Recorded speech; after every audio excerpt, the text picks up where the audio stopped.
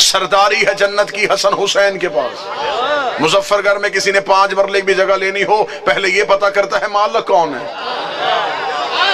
जगह का सौदा हमेशा मालिक से होता है। सारी जिंदगी जन्नत ढूंढते रहे और मौलवी से पूछा ही नहीं कि जन्नत का मालिक कौन है।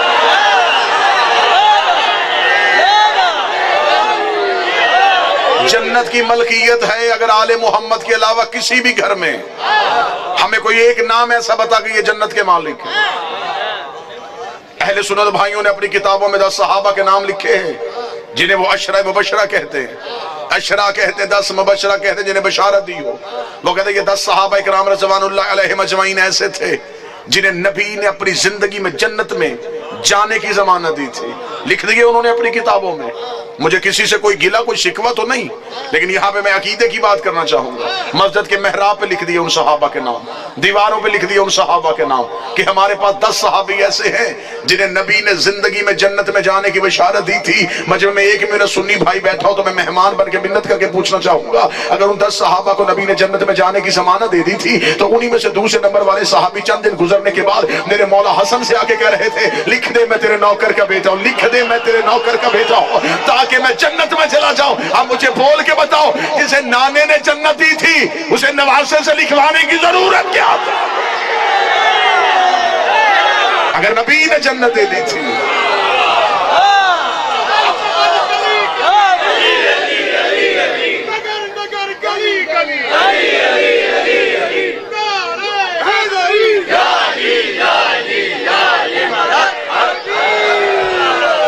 क्यों लिखवाई फिर हसन हुसैन से?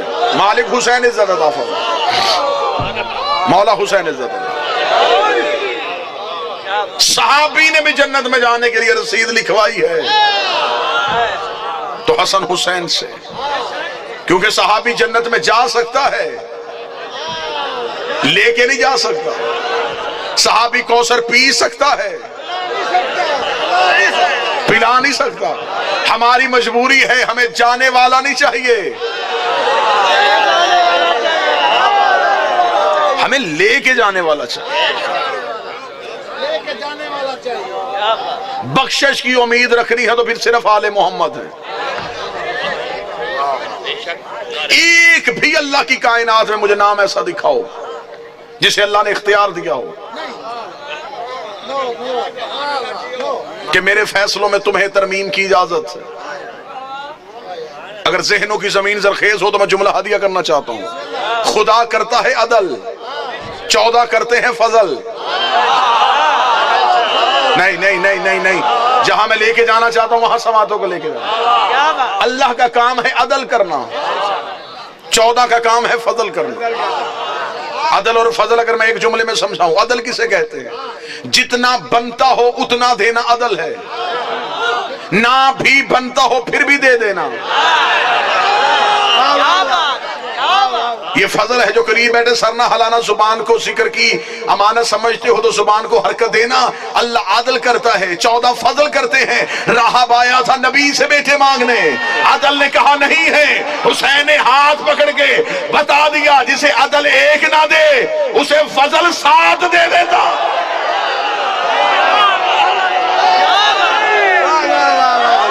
बादशाह हुसैन इज्जत अता फरमा।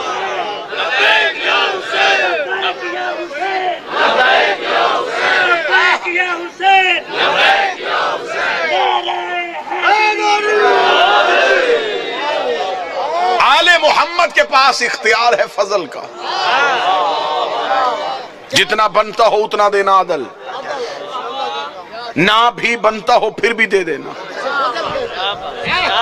इसे फजल कहते। चौथे इमाम की बारगाह में एक शख्स आया, उसने कहा मौला गरीब हूं, कोई इमदाद कीजिए, क्या मैं अमीर हो सकता हूं? चौथे इमाम ने देखे फरमाया तेरे मुकद्दर में रिस्क नहीं। रोता हुआ जान लगा, इमाम ने कहा वापस आ। वापस आ, इमाम ने फरमाया मेरे हाथ धुलवा। इसने पानी का बर्तन लिया, हुज्जत के हाथों पे पानी डाला। अब अब जब देखा नीचे पानी के छींटे नहीं, ज़मर्द, हीरे, यकूत, जवाहिर गिर रहे थे, इतना खजाना देखे इमाम की आंखों में देखा, मौला ये किसके लिए है? फरमाया तेरे लिए है। जल्दी से इकट्ठा करके लगा, आप तो कहते थे मेरे मुकद्दर में रिस्क ही नहीं है। फरमाया वो अदल था, ये फजल है। वो अदल था, ये फजल।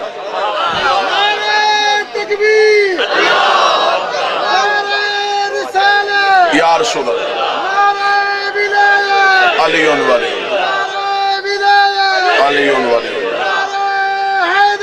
या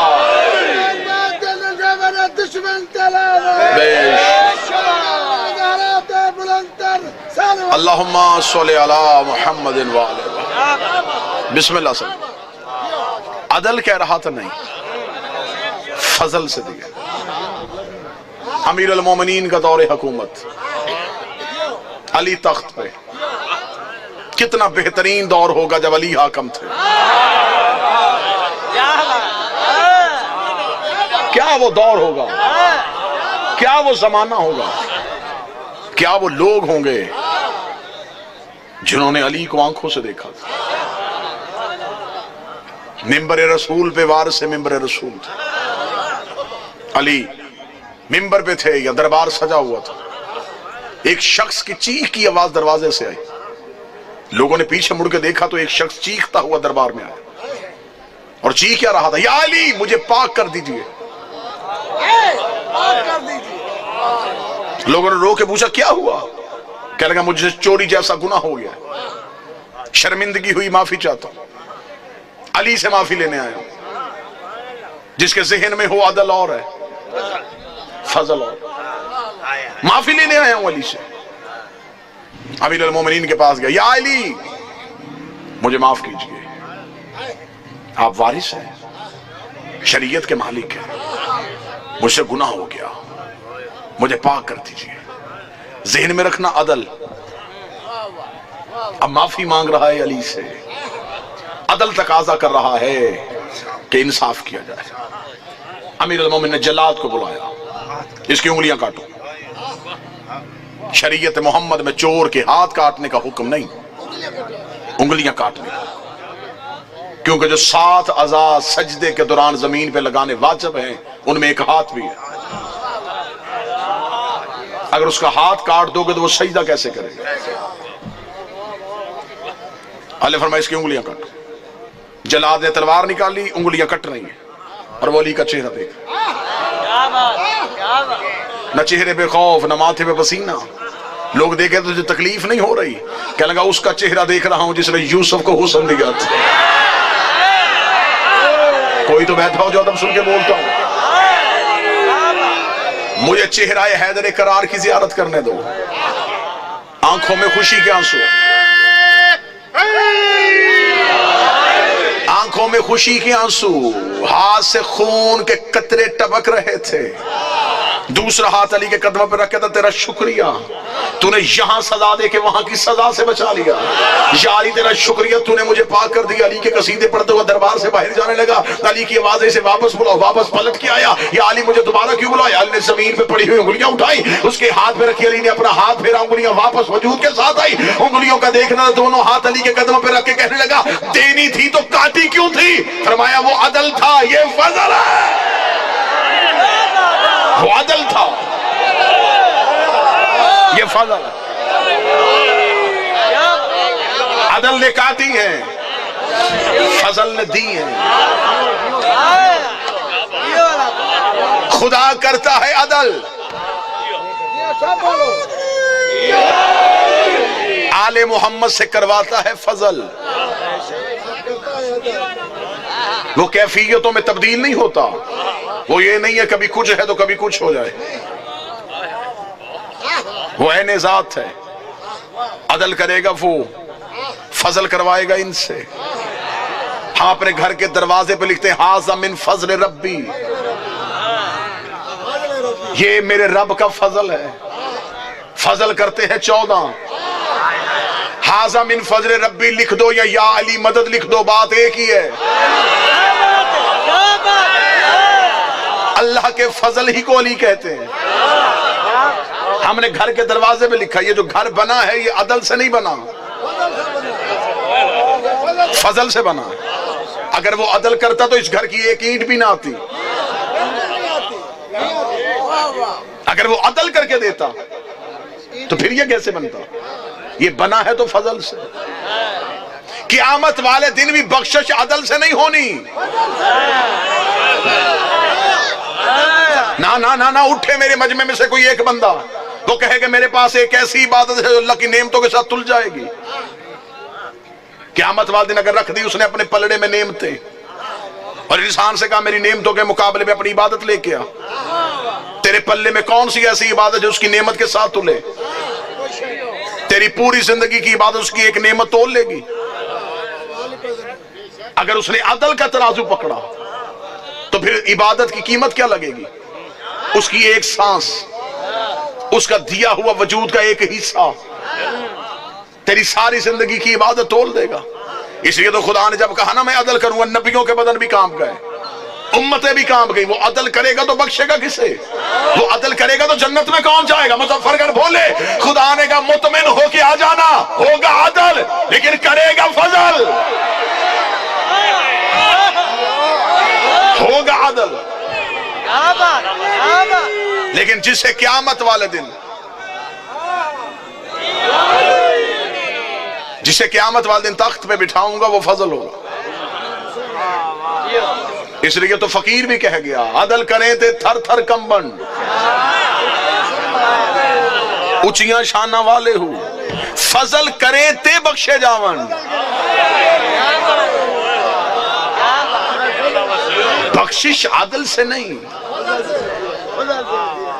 बख्शिश है फजल से, नजात है फजल से। सारे दिन की थकावट अगले जुमले पे उतारने लगा हूं, मुझे बादशाह हुसैन की इज्जत की कसम है, ला इलाहा इल्लल्लाह मुहम्मद रसूलुल्लाह कहना ये अल्लाह का आदल है, हमारा अली वलीउल्लाह कहना ये अल्लाह का फजल है।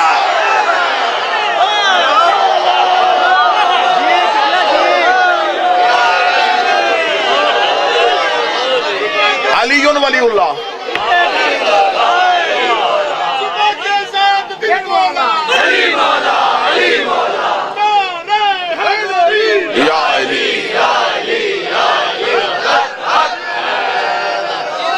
अली वलीउल्लाह पढ़ना ये फजले परवरदिगार है। अल्लाह के फजल से मुंह ना मोड़ना। अली को छोड़ोगे तो इसका मतलब अल्लाह का फजल छोड़ दिया। फजल छोड़ोगे तो क़यामत वाले दिन बख्शिश किससे करवानी है? कब्र में फैसला अदल का होगा, कुर्सी फजल की होगी। कोई तो हो जो मौजू सुन के बोले। जो अल्लाह ने क़यामत में कब्र में जो सवाल रखे हैं वो अदल है, लेकिन जिसकी सरहानी कुर्सी है वो फजल है। खुदा ने कौसर पे अदल रखा है, पिलाने वाला फजल रखा है। क़यामत वाले दिन नफ्सा नफ्सी का आलम अदल, लिवाइल हम्द का साया फजल।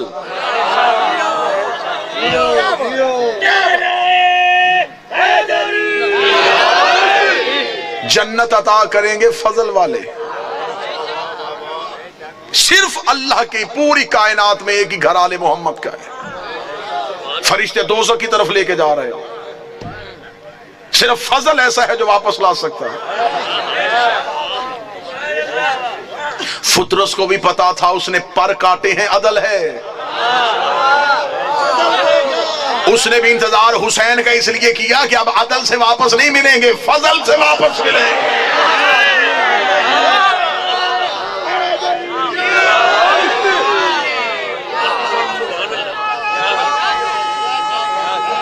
बिस्मिल्लाह।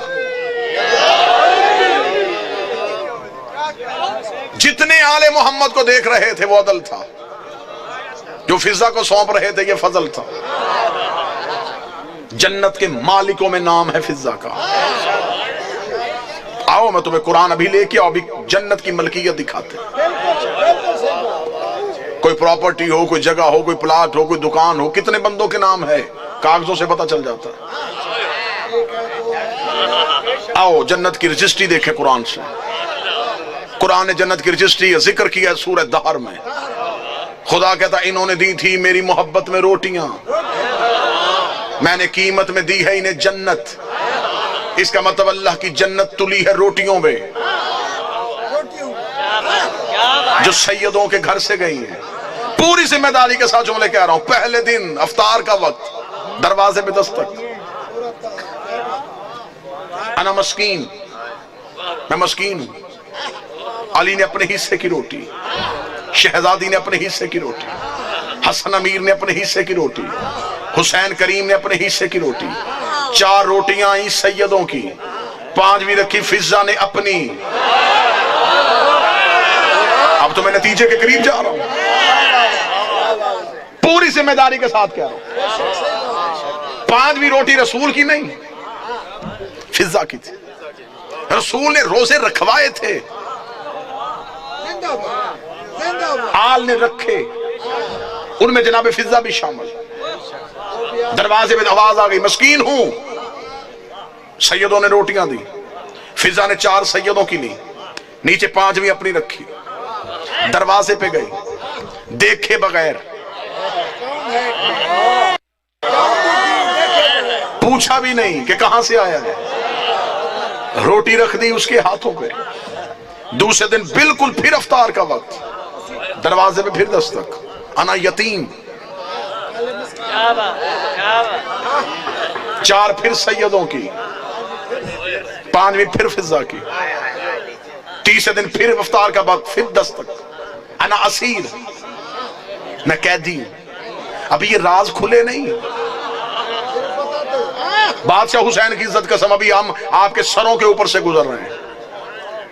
अभी ये राज खुले ही नहीं कि वो आने वाले कौन थे। असीर कहते हैं कैदी को। कैदी तब तक कैदी होता है जब तक कैद में रहे। कौन सा कैदी है? नहीं नहीं नहीं नहीं, आप एक लम्हे के लिए खामोश हुए। कैदी तब तक कैदी है जब कैद में रहे। जब आजाद हो गया फिर कैदी कैसा? अगर तो रोटी जाती कैद खाने के दरवाजे पे, फिर कहते कोई कैदी था उसे रोटी दी। वो तो आया है सैयदों के दरवाजे पे, फिर वो क्यों कह रहा है कि मैं कैदी हूं? अंदर वाले बाहर बाद में समझना, पहले इनके दरवाजे पे आने वाले समझो।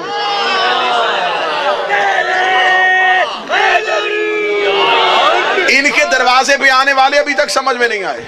मुजफ्फरगढ़ वालों, मुझे अली की इज्जत की कसम, मैं तो अभी तक वो फकीर ढूंढ रहा हूं जो अली से अंगूठी लेके गया था।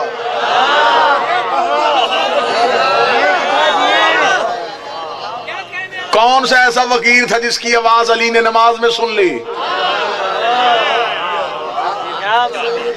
और वो अंगूठी मुझे फिर दोबारा दिखाई नहीं दी। किसी किताब ने नहीं बताया कि वो कहां जाके बिकी,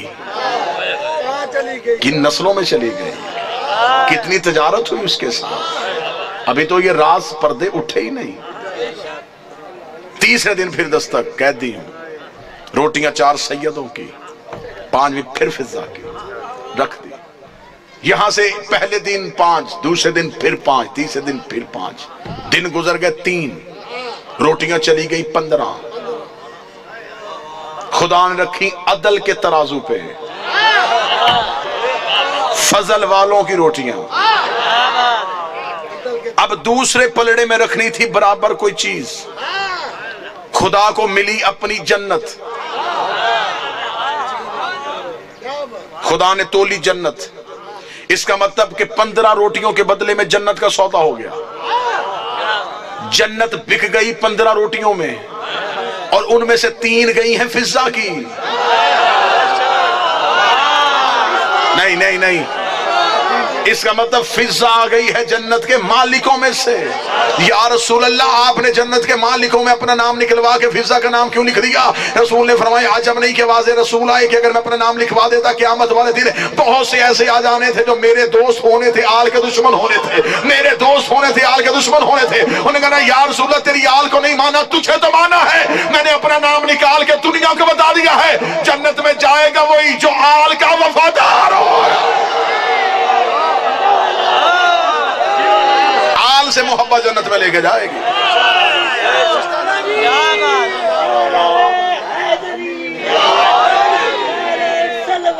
अल्लाहुम्मा सल्ली अला मुहम्मद। क्या पढ़े अभी? जिनके दरवाजे पे बैठने वाली समझ में नहीं आए, जिसने 22 साल सिर्फ कुरान से गुफ्तगू की है, राज़े फिजा नहीं पढ़े गए। मेरा सुन्नी भाई अगर कोई बैठा हो तो आपके ज़हन में ये आपको आपकी किताबों में बताया गया, नबी की तो 4 बेटियां थी। कतन मेरा कोई सुन्नी भाई यहां से ऐसा अकीदा ना लेके जाए, हम आपको बिल्कुल साफ और शफाफ अकीदा दें। नबी की 1 बेटी थी। अगर बेटियां 4 थी, मुबाहले में 1 क्यों गई?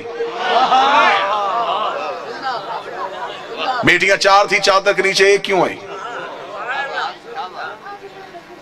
आपने को अपनी किताबों में, आपकी किताबों में आपको पढ़ाया जाता है, बच्चों को पढ़ाया जाता है, रसूल ने अपनी बेटी फातिमा को जहेज में ये दिया।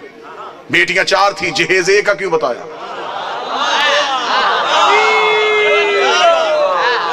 अच्छा, जो मेरे सुन्नी भाई बैठे हो मुझे बोल के बता देना, अगर बेटियां 4 हैं तो बाकी बेटियों की औलाद कहां है? आज किसी सुन्नी सैयद के सर पे कुरान रख के पूछ किसकी औलाद है, वो कहेगा रसूल की। शजरा कहां से चला, वो कहेगा सैयदा ज़हरा से। तो फिर बाकी बेटियों की औलाद कहां गई?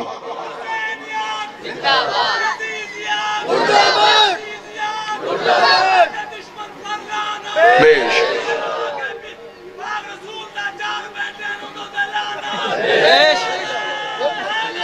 यार, हकीकत पहुंचाने दीजिएगा। जो मेरा काम है वो मुझे करने दीजिएगा बेहतर अंदाज में। कतन गालम गलोच का नाम मजहब नहीं। दलील ऐसी दे के जाऊं कि आपको दलील की रद ना मिले।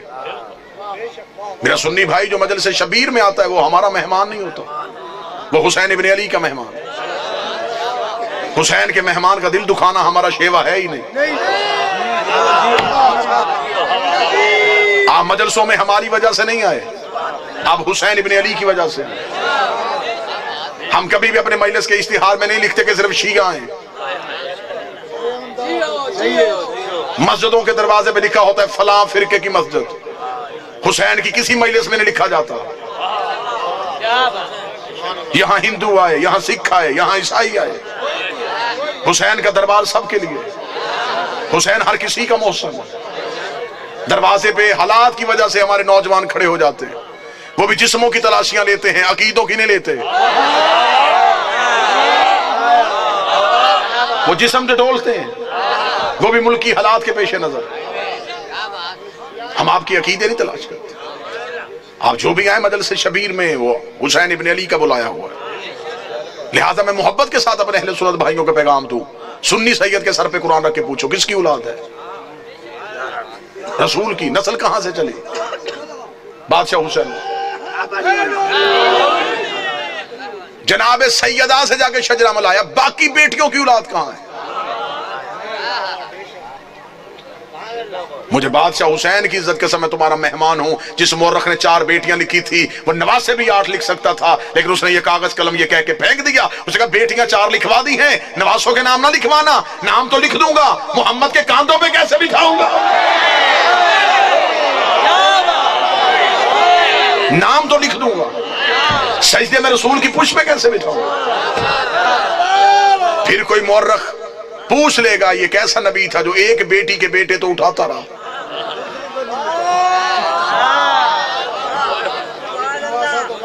बेटियां 4 हैं, जन्नत के सरदार एक बेटी के बेटे।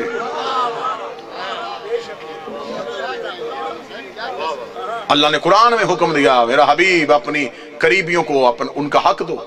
सही बुखारी में लिखा है कि रसूल ने अपनी बेटी फातिमा को बुला के जगीर फतक उसके नाम लिखी। बेटियां 4 थी, जगीर 1 को क्यों दी? चलें, दौर है दलील का। नफरतों का खात्मा हो चुका है। कसीर तादाद में दूसरे मसाल के लोग मजलिसों में आते हैं। मैं आपको बड़ी मोहब्बत के साथ पैगाम देना चाहूँ, अगर आप कहते हैं नबी की बेटियां 4 हैं, आज से इसी लम्हे से रिसर्च शुरू कीजिएगा। जाके पूछिएगा किसी भी अपने मर्जी के मौलाना से कि जब हमारे नबी की शादी हुई तो उम्र मुबारक कितनी थी। बिल्कुल खामोश होकर दलील सुन लीजिएगा। हो सकता है कि आप वाह वाह या दाद दें, कोई मेरा एक भाई बात से महरूम रह जाए। मैं खुद कह रहा हूं कि बेशक खामोशी इख्तियार कर लीजिए, मजमे में शोर का नाम मजलिस की कबूलियत नहीं। एक बंदा भी यहां से हिदायत लेके जाइए कबूलियत। हमने तरीका तब्दील कर दिया, हम समझते हैं नारे वाह वाह दाद मजलिस की कबूलियत। हमने ये जो दरवाजा खोला ये हिदायत का दरवाजा है, ये मजलिस नहीं, ये सफीना नूह है। हमें देखना है कि कौन है जो नजात की कश्ती पे बैठ रहा है। जितने मेरे सुन्नी भाई बैठे, नोट कर सको नोट करना, बाद में पूछना चाहो बाद में पूछना, फोन करके लिखवाना चाहो पूछ लेना। शादी हुई नबी की तो उम्र मुबारक कितनी थी? 25 साल।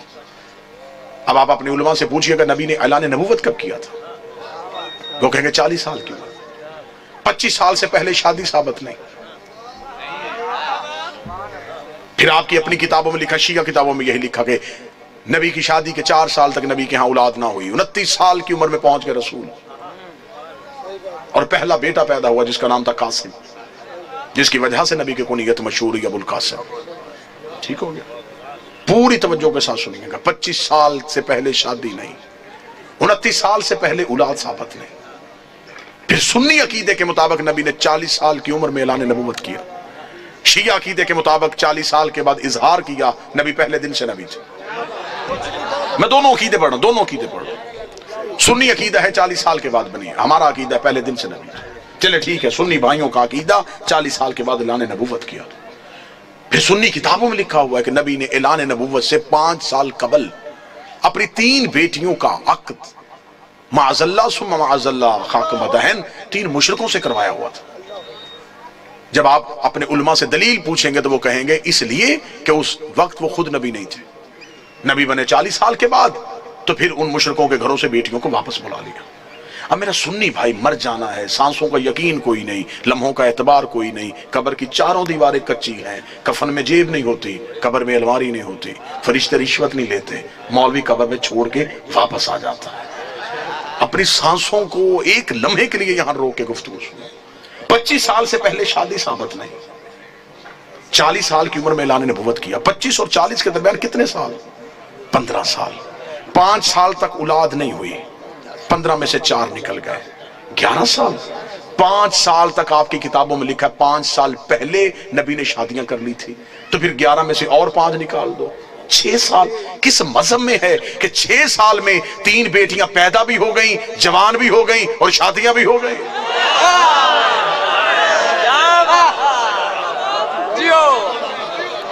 उम्रें पूरी करके दिखाओ, उम्रें पूरी करो, हम मानने के लिए तैयार, हम मान लेते हैं। हम जिद वाले लोग नहीं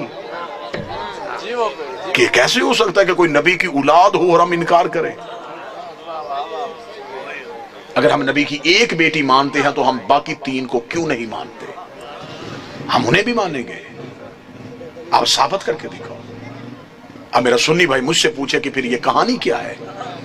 ये रसूल की हकीकी बेटियां नहीं। रिसालत माप का पहला अकद हुआ था मलिकतुल अरब जनाब खदीजा से। जनाब खदीजा अरब की रईसा खातून थी।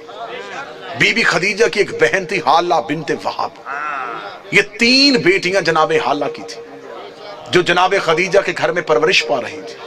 जब बीबी खदीजा का अकद हमारे नबी से हुआ तो बीबी खदीजा ने नबी से इजाजत मांगी कि मेरे घर में 3 यतीम बच्चियां पल रही हैं, अगर आप इजाजत दे तो मैं उन्हें साथ लेके आऊं। रसूल ने उन्हें अपने घर बुलवा लिया। फिर ये रसूल के घर में आई। फिर इनको यतीम पालने का हुनर ऐसा आता था,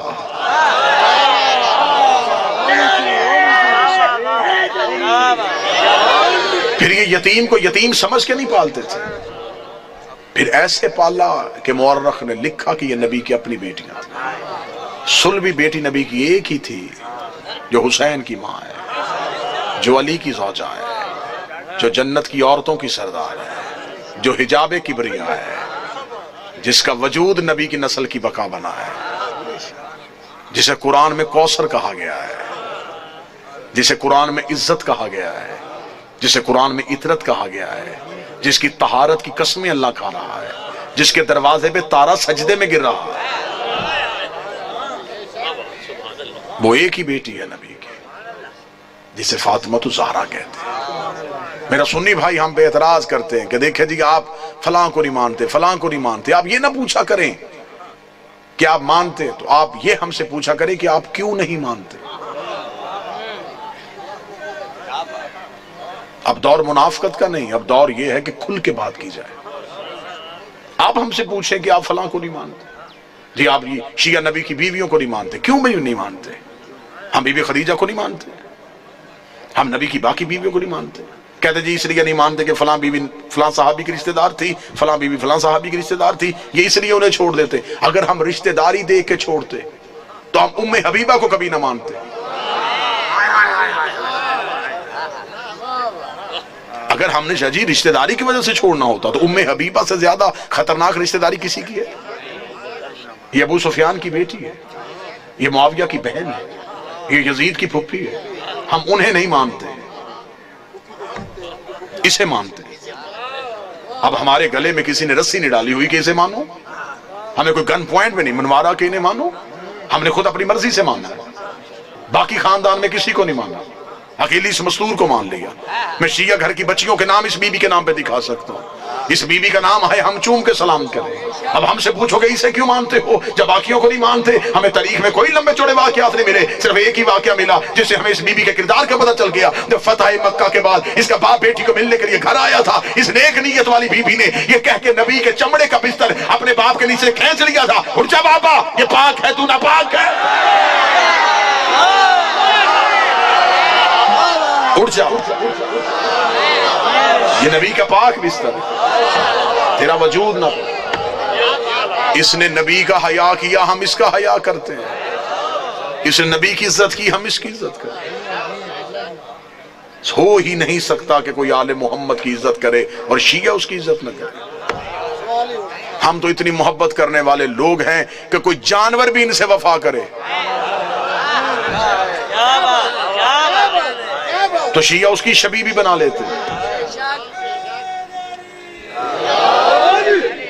इज्जत करेंगे हम हर उस शख्स की जिसने औलाद रसूल की इज्जत की, नफरत करेंगे हम हर उस शख्स से जिसने औलाद रसूल से गद्दारी की।